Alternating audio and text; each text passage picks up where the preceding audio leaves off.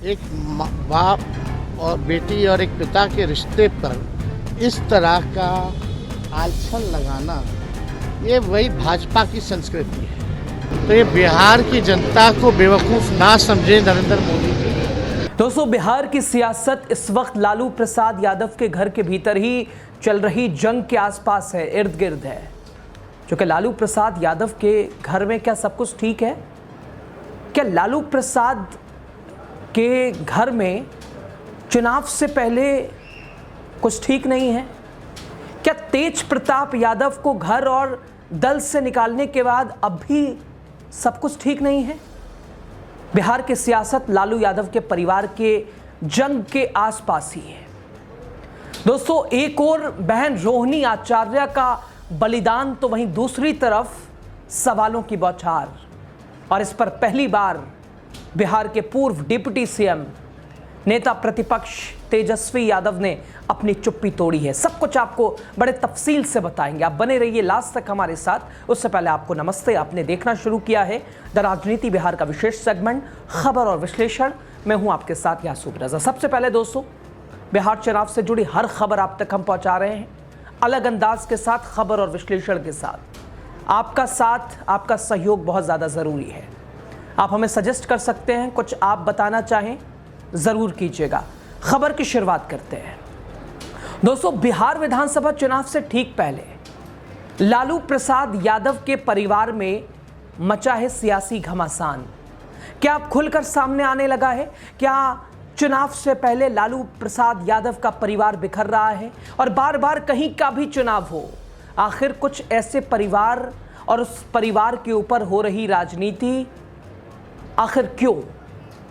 सबसे महत्वपूर्ण दोस्तों, तेज प्रताप यादव को घर और दल से निकालने के बाद और ज्यादा इस खबर को हवा मिली है।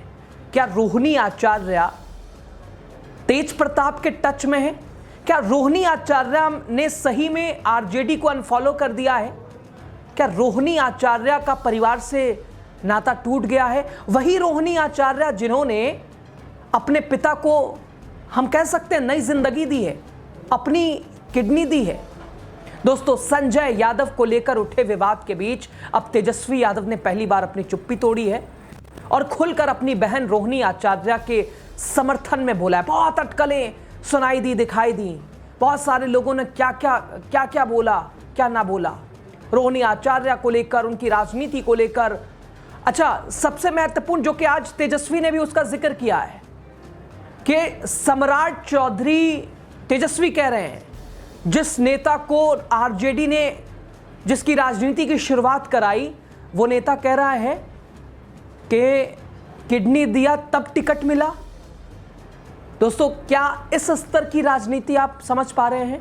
प्रधानमंत्री की मां को गाली देने का विवाद, खैर किसी की भी मां को गाली देना बिल्कुल निंदनीय है, सही नहीं है, लेकिन यह कहना एक बाप और बेटी के लिए कि किडनी दी तब जाके टिकट मिला, सब कुछ आपको बताने जा रहे हैं। तेजस्वी ने नीतीश को क्यों टारगेट कर दिया? तेजस्वी ने महागठबंधन की एकजुटता के ऊपर क्या बोला? तेजस्वी ने एनडीए नीतीश मोदी को लेकर, अपने परिवार को लेकर, रोहिणी आचार्य को लेकर, तेज प्रताप को लेकर क्या कुछ बोला, आपको बताने जा रहे हैं। दोस्तों, तेजस्वी ने रोहिणी को एक बलिदानी बहन बताया है और साफ कहा है कि उन्हें तो टिकट की कोई लालसा रही नहीं, और सिर्फ टिकट की ही नहीं, उनकी बहन रोहिणी आचार्य को कभी राजनीति की इच्छा नहीं रही। दोस्तों, बिहार की राजनीति में इस वक्त सबसे बड़ा मुद्दा लालू यादव का परिवार और उसमें मचा सियासी भूचाल, घमासान। चूंकि तेज प्रताप यादव को तो यह स्पष्ट है कि पार्टी ने भी निकाला, परिवार लालू प्रसाद यादव ने रिश्ता भी तोड़ा। तेज प्रताप अपनी राह पे अभी चल रहे हैं, अपनी राह तलाश रहे हैं, ये कह रहे हैं कि कभी आरजेडी में जाएंगे नहीं। खैर दोस्तों, फिलहाल क्या रोहिणी आचार्य भी बगावत के अंदाज में है, और हैं तो क्यों? रोहिणी आचार्य को कौन टारगेट कर रहा है? किडनी वाला विवाद एक बार फिर क्यों आया? आखिर किडनी को लेकर लालू प्रसाद, अपने पिता को उन्होंने किडनी दी, अब चुनाव से पहले ये चर्चा क्यों? दोस्तों, विधानसभा चुनाव से ठीक पहले लालू यादव परिवार में छिड़ी जंग तेज हो गई है। लालू यादव की बेटी रोहिणी आचार्य ने सोशल मीडिया पर पिता को किडनी दिए जाने को लेकर उठ रहे सवालों पर आलोचकों को खुली चुनौती दी है। उन्होंने कहा है कि अगर कोई इसे झूठ साबित कर दे तो वो राजनीति छोड़ देंगी।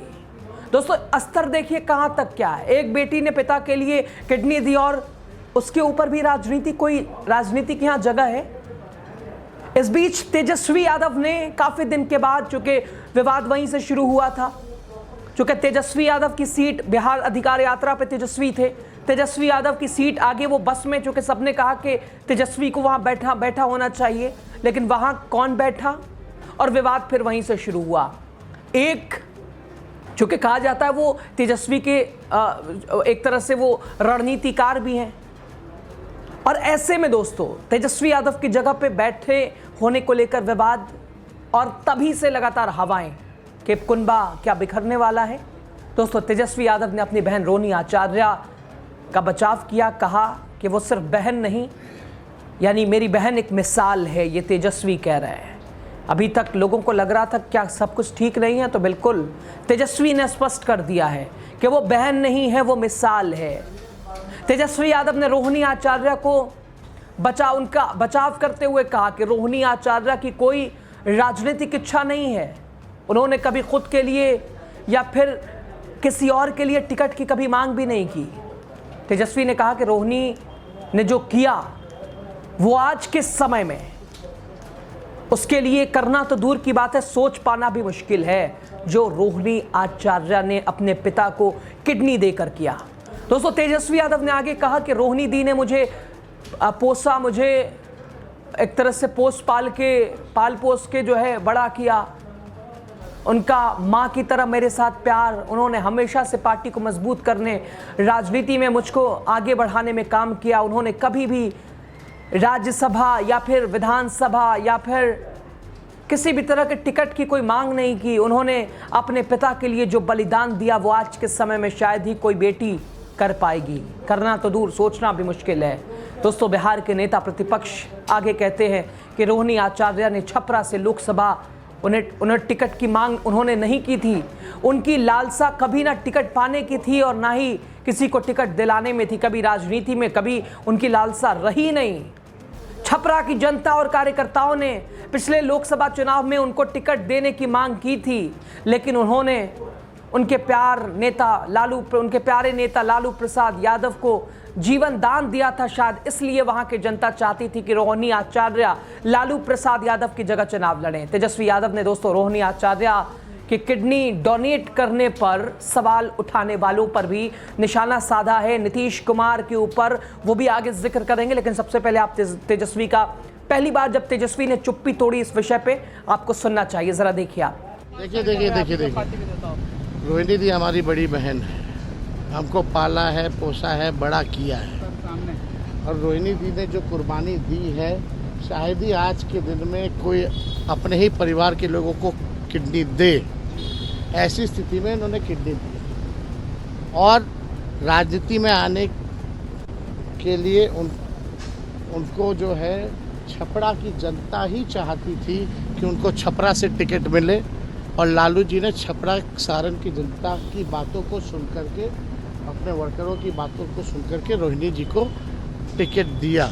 रोहिणी जी की कोई लालसा कभी टिकट पाने में नहीं रही, ना किसी को दिलवाने में रही। और देखिए उस समय भी सम्राट चौधरी ने क्या कहा था, ये लोग माई बहन का ये लोग इज्जत करने वाले लोग हैं। इतनी बड़ी कुर्बानी के बाद भी सम्राट चौधरी ने कहा था कि लालू जी देखो टिकट दे रहे हैं, किडनी लेकर के दे रहे हैं। एक बाप और बेटी और एक पिता के रिश्ते पर इस तरह का आलछन लगाना, ये वही भाजपा की संस्कृति है।